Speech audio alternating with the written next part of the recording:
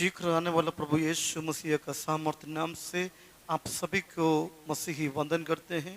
जय मसीह की। फिर से एक बार परमेश्वर का जीवित कलाम को लेकर आपके बीच में उपस्थित होने का और एक मौका परमेश्वर ने मुझे दिया, जिसके लिए मैं प्रभु को धन्यवाद करता हूँ। लगातार इस यूट्यूब चैनल के द्वारा प्रभु यीशु मसीह का दूसरा आगमन के विषय में हम लोग सीखते आ रहा है। प्रभु का आगमन काफी निकट है। परमेश्वर का वचन में हमें आगे बढ़ने की जरूरत है और प्रभु यीशु का आगमन का विषय में जो जानकारियाँ प्रभु का वचन में पाए जाते हैं, जिसको हमें समझने की जरूरत है। आज का वचन के लिए खास करके मैं आपको स्वागत करता हूँ। प्रकाशित वाक्य किताब उसका 4 अध्याय उसका पहले आयत का दूसरी भाग इस प्रकार आवाज जो यूहन्ना का हुआ है। स्वर्गीय वाणी यूहन्ना ने प्राप्त किया, यहाँ ऊपर आ जा और मैं वे बातें तुझे दिखाऊंगा जिनका इन बातों के बाद पूरा होना अवश्य है।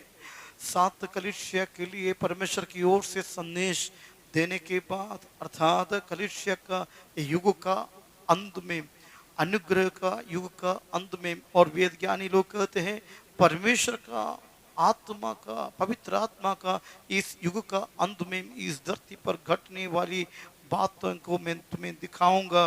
और मेरी उपस्थिति में आ जा करके परमेश्वर ने यूहन्ना को आवाज देते हैं।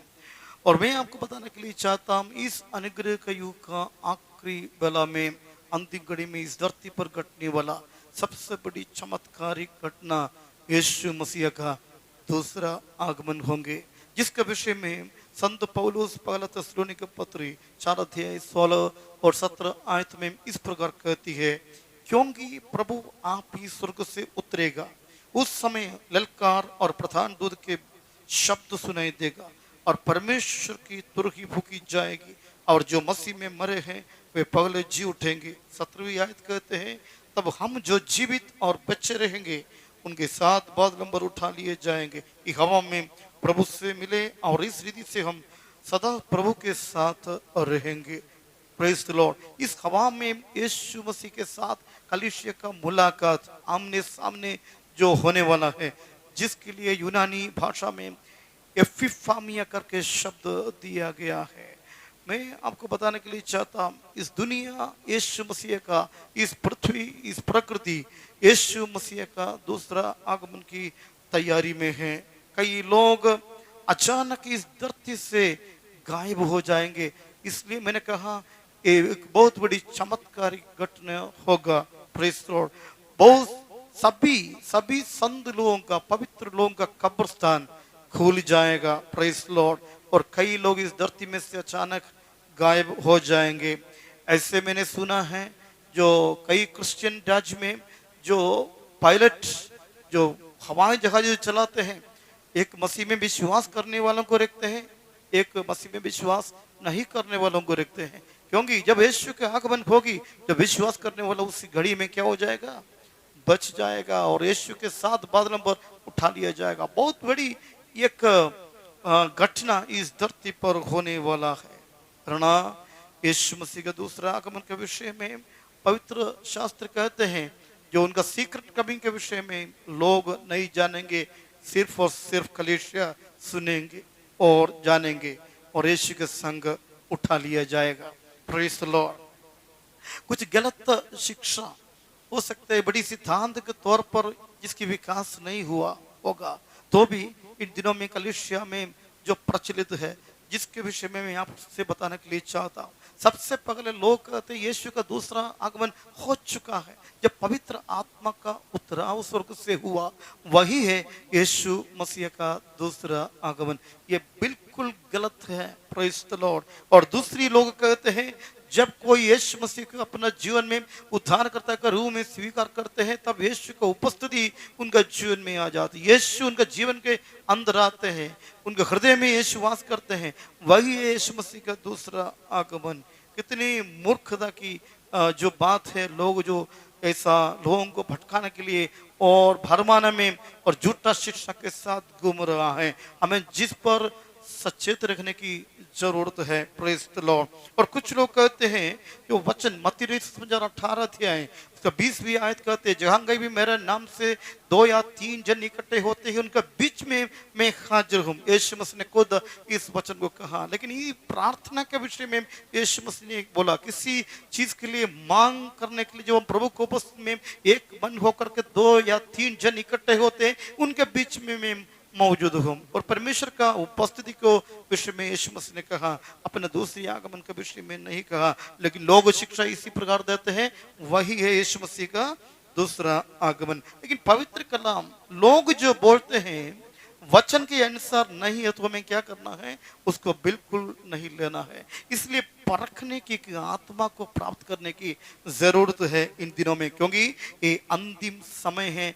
बाइबल कहते हैं चिन्ह के रूप में झूठे शिक्षा देने वाला वो क्या करेंगे, अपने काम करते रहेंगे और लोगों को भरमाते रहेंगे और लोगों के बीच में झूठा शिक्षा देते रहेंगे। हमें जिस पर जागते रहने की जरूरत है। पवित्र कलाम जो स्वर्ग से जो वाणी हुई है, जो स्वर्ग दूत ने यीशु मसीह के विषय में क्या कहा, वो काफी महत्वपूर्ण वचन है। मैं आपके बीच में पढ़कर सुनाने के लिए चाहता।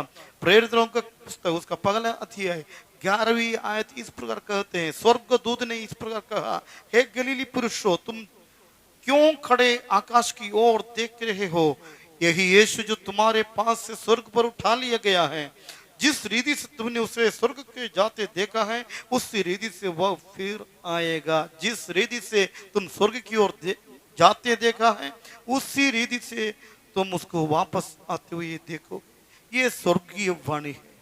It is heavenly voice, angel of God declared. Praise the Lord. जिस पर हमें विश्वास करने की जरूरत है। हर प्रकार की झूठा शिक्षा के लिए अपने कान को बंद किया जाए, स्वर्ग की आवाज की ओर अपने कान खोला जाए, ताकि ये अंतिम घड़ी में हमें अपने जीवन में फेल नहीं होना है। मसीह का आगमन की बाट जोते रहना है। Praise the Lord.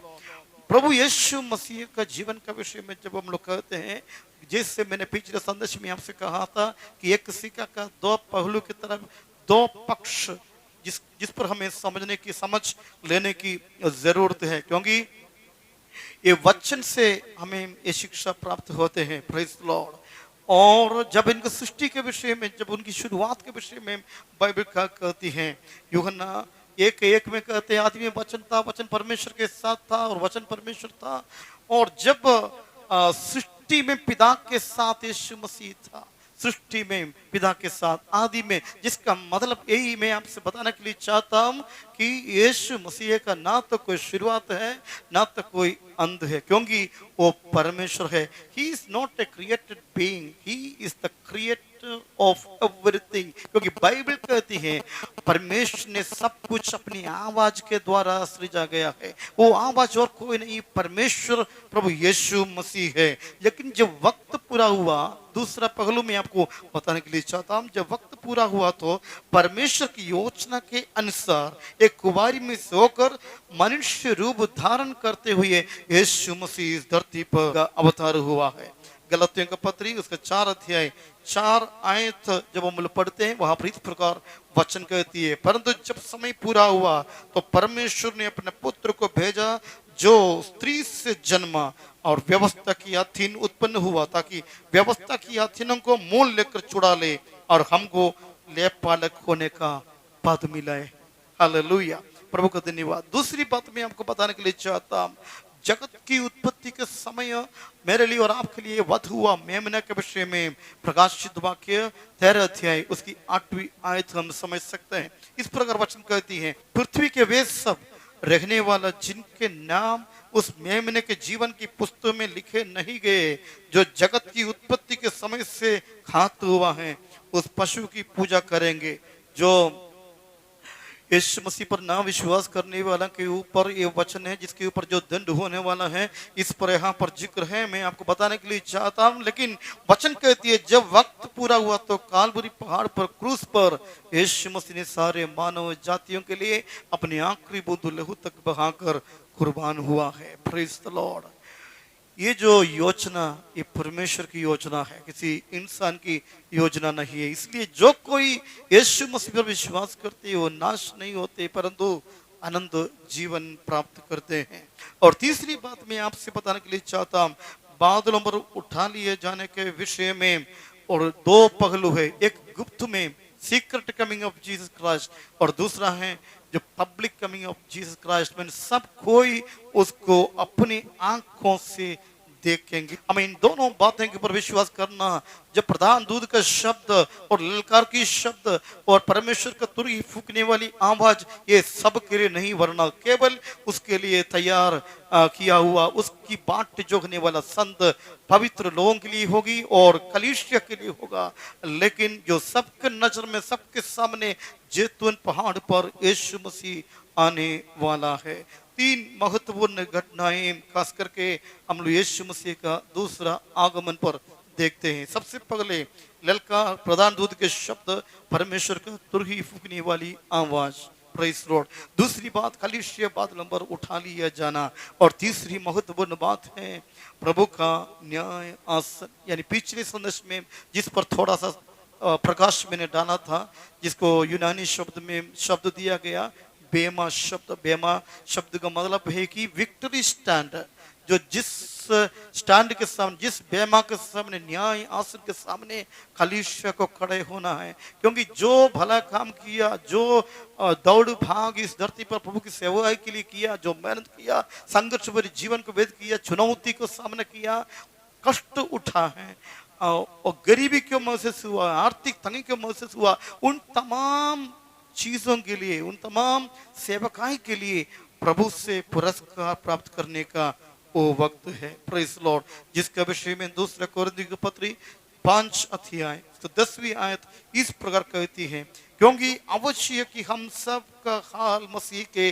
न्याय आसन के सामने खुल जाए कि हर एक व्यक्ति अपने अपने भले बुरे कामों के बदला जो उसने देह के द्वारा किया हो पाए। Praise Lord. लेकिन हमें समझने की जरूरत है, कई लोग प्रभु से प्रतिफल को प्राप्त करेंगे और कई लोग प्रतिफल को प्राप्त नहीं करेंगे।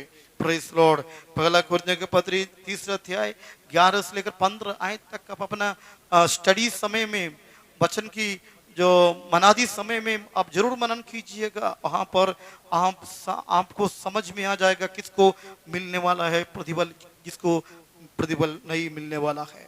यीशु मसीह भी कई चीज यहाँ पर इस धरती पर सेवकाई के बीच में कहा कि जो तुम्हारा बाएं हाथ जो करते हैं उसको दाहिने हाथ को पता नहीं होनी चाहिए।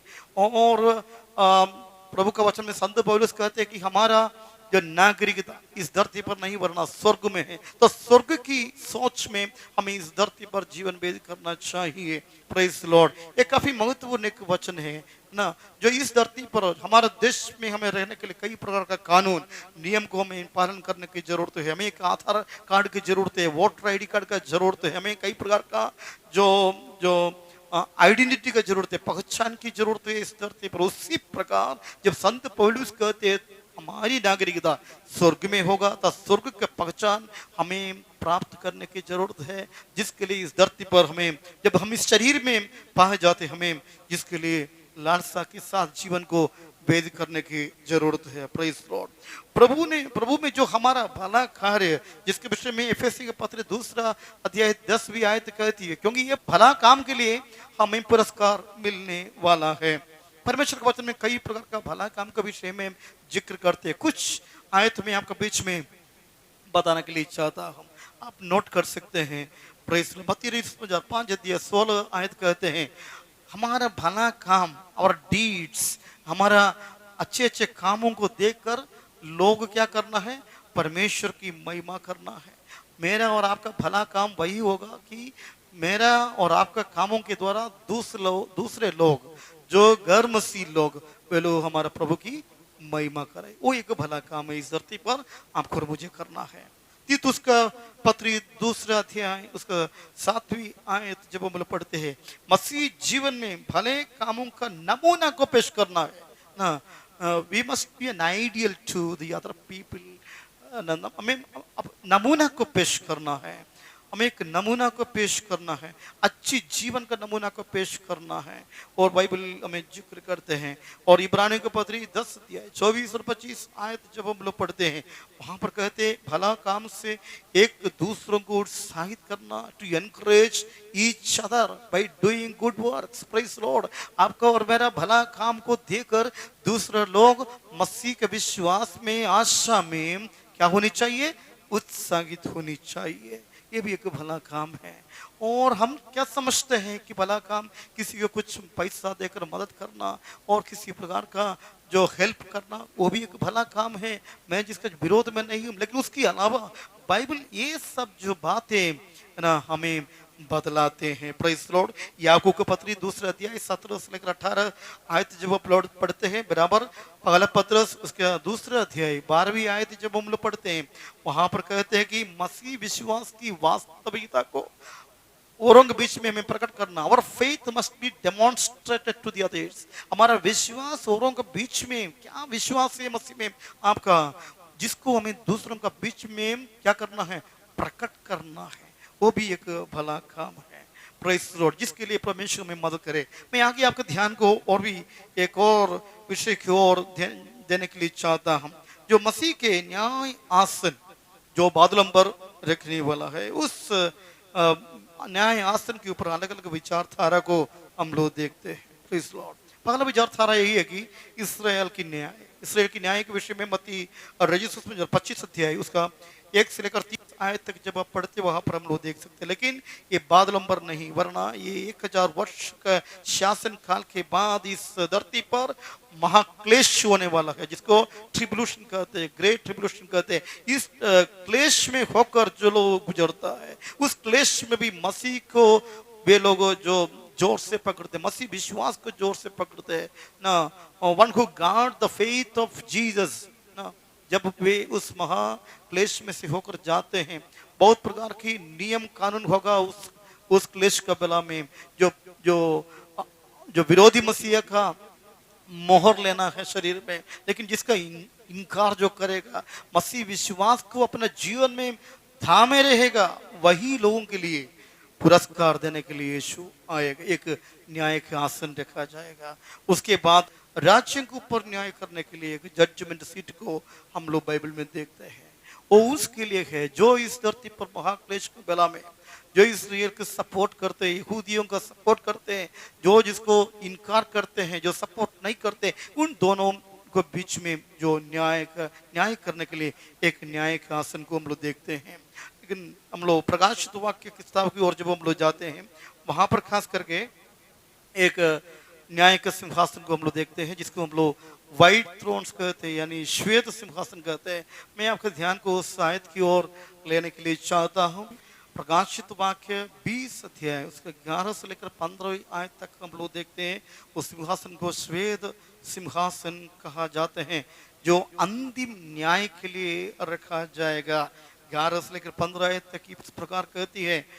काफी महत्वपूर्ण वचन में पढ़कर सुनाने के लिए चाहता हूं। फिर मैंने एक बड़ा श्वेत सिंहासन और उसको जो उस पर बैठा हुआ देखा। उसके सामने से पृथ्वी और आकाश भागे और उनके लिए जगह ना मिली। फिर मैंने छोटे बड़े सब मरे हुओं को सिंहासन के सामने खड़े हुए देखा और पुस्तकें खुली गई। और फिर एक और पुस्तक खोली गई, अर्थात जीवन की पुस्तक। और जैसा उन पुस्तकों में लिखा हुआ था, वैसा ही उनके कामों के अनुसार मरे हुओं का न्याय किया गया। समुद्र ने उन मरे हुओं को जो उसमें थे दे दिया, और मृत्यु और अधोलोक ने उस मरे हुओं को जो उनमें थे दे दिया, और उनमें से हर एक के काम के अनुसार उनका न्याय किया गया। मृत्यु और अधोलोक आग की झील में डाले गए। ये आग की झील दूसरी मृत्यु है, और जिस किसी का नाम जीवन की पुस्तक में लिखा हुआ ना मिला, वह आग की झील में डाला गया। Praise Lord. अंतिम जजमेंट श्वेत सिंहासन पर, प्रेज लॉर्ड, श्वेत सिंहासन पर विराजमान यीशु मसीह, राजाओं का राजा और प्रभुओं का प्रभु, प्रतापी परमेश्वर, सर्वेश खुदा होकर के सारे मानव जातियों को वो पर जजमेंट करेगा, न्याय करेगा। जिनका नाम जीवन की पुस्तक में नहीं है, उसका घोर विपत्ति उसके ऊपर होने वाला है। आग की झील में उसको डाल दिया जाएगा, उसको कोई वहां पर बचाने वाला नहीं हो सकते है। रोना और दांत पीसना वहीं पर रहेगा। प्रेस लॉर्ड, पानी के लिए तड़पेगा, एक बूंद पानी भी नहीं मिलेगा। प्रेस लॉर्ड, मरने के लिए इच्छा रहेगा लेकिन वहां पर ना मृत्यु है। लगातार जीवन की अनंत काल तक पीड़ा में होकर के जीवन को व्यतीत करना पड़ेगा। प्यारो, केवल संदेश को सुनने के लिए नहीं, वरना जब इस संदेश को सुनते हैं हमें तैयार होने की जरूरत है। यीशु के आगमन काफी निकट है। मारानाथा, यीशु जल्दी आने वाला है। और एक सिंहासन को हम लोग देखते, गिरा हुआ स्वर्गदूतों का ऊपर न्याय करने वाला एक सिंहासन, यहूदा के पुस्तक 6 आयत में हम लोग देखते हैं। प्रेज लॉर्ड, ये सिंहासन के ऊपर जब हम न्याय आसन के ऊपर जब हम अध्ययन करते हैं, हमें एक चीज पक्का समझ में आया है, किसी ना किसी न्याय आसन के सामने आपको और मुझे खड़ा होना अनिवार्य है। प्रेज लॉर्ड, लेकिन हमें अभी चिंता होने की जरूरत नहीं है। जो मसीह में पाए जाते हैं, we are secured, we are secured. हमें चिंता करने की जरूरत नहीं है। हम एकदम मसीह में सुरक्षित है। हमारे लिए आनंद जीवन रखा गया है। परमेश्वर का वचन क्या कहती है? रोमियो का पत्री 8 अध्याय उसके पहले आयत इस प्रकार कहती है, काफी हमें आशा देने वाली एक वचन है। अतः अब जो मसीह यीशु में है उन पर दंड की आज्ञा नहीं है। कारण क्या है? दंड की आज्ञा नहीं है, लेकिन कारण क्या है वो भी हमें समझना है। क्योंकि वे शरीर के अनुसार नहीं वरना आत्मा के अनुसार चलते हैं। मैं अपनी संदेश को यहाँ पर आज समाप्त करने के लिए चाहता हूँ। कई चीज आज हमें सीखने के लिए मिला है। प्रेज़ लॉर्ड, गलत शिक्षाओं के ऊपर, भले कामों के ऊपर, परमेश्वर का न्याय सिंहासन के ऊपर हम लोग सुने। ये सब वास्तव में होने वाला है, ये कोई कहानी नहीं है प्यारो। आज परमेश्वर का वचन सुनते ही अपनी आंख को जांचने की जरूरत है। यीशु जल्दी आने वाला है, लेकिन जो मसीह में पाए जाते हैं उसके लिए कोई दंड की आज्ञा नहीं। कारण और कुछ नहीं, हम शरीर के अनुसार नहीं वरना आत्मा के अनुसार चलाए जाते हैं। आंखों को बंद करेंगे। खुदावन प्रभु यीशु, जितने लोग तेरी वचन को सुने उन्हें तू आशीष कर। आपकी आगमन काफी निकट है। जैसे हम मसीह में पाए जाते हैं, जो मसीह में पाए जाते हैं उन पर कोई दंड की आज्ञा नहीं है, क्योंकि वो शरीर के अनुसार नहीं चलते फिरते हैं वरना आत्मा के अनुसार, पवित्र आत्मा के द्वारा वो चलाए जाते हैं। खुदावन, जो लोग तेरी वचन को सुना उनके जीवन में तेरी आत्मा का सामर्थ्य को उंडेल दे, ताकि नित्य नरक से, दंड से हम बच निकलने पाए और मेरे खुदावन यीशु के साथ आनंद काल तक जीवन को वेद करने पाए। जो तेरी वचन को सुना उन्हें तू आशीष कर। धन्यवाद करते हैं, यीशु मसीह के नाम से मांगते हैं, आमीन। मारानाथा, यीशु जल्दी आने वाला है। मैं गॉड ब्लेस यू ऑल। परमेश्वर आप सभी को बहुत ऐसे आशीष दे। Thank you.